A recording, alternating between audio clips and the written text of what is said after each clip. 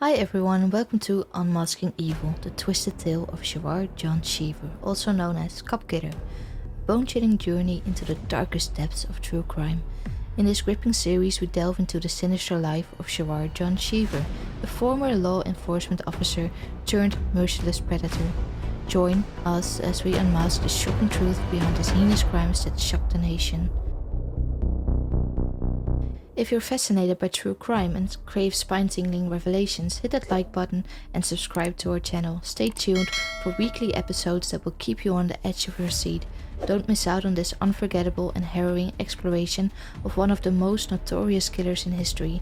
Let's embark on this journey together as we unveil the darkness and unmask the evil that lurks among us. In the 1970s, picturesque state of Florida became the hunting ground for one of America's most chilling serial killers, Gerard John Schaefer. A former law enforcement officer used his position of authority to lure innocent young women into his traps. Born in Wisconsin in 1946, Schaefer's troubled childhood foreshadowed the darkness that would consume his adult life. His fascination with violence and animal cruelty sent shivers down the spines of those who crossed his path. After joining the Martin County Sheriff's Office in Florida, Schaefer's sinister urges found a new outlet.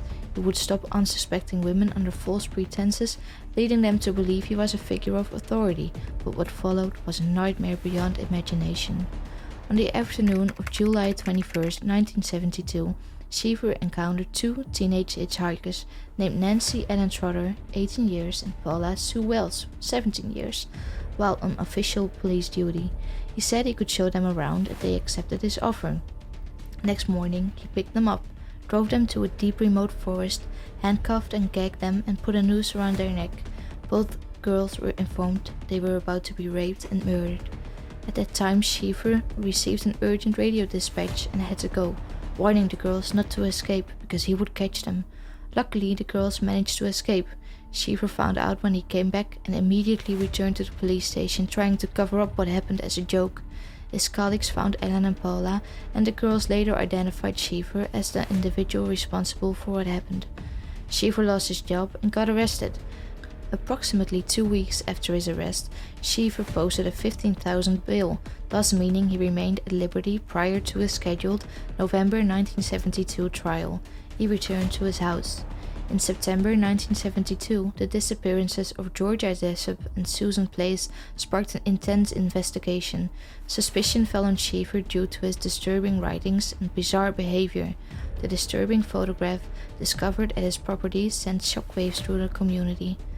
The detective working the case said it was unlike anything they had ever seen before.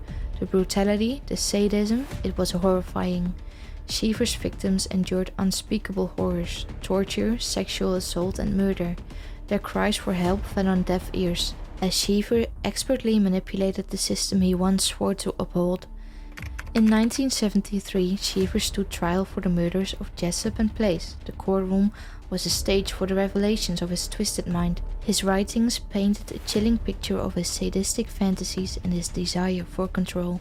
Found guilty of murder, Schaefer was initially sentenced to death. However, the abolition of the death penalty in Florida led to his sentence being commuted to life in prison, sparing him from the ultimate punishment. Behind bars, Schaefer continued to claim his innocence and penned a book titled Killer Fiction, where he attempted to manipulate the narrative once again.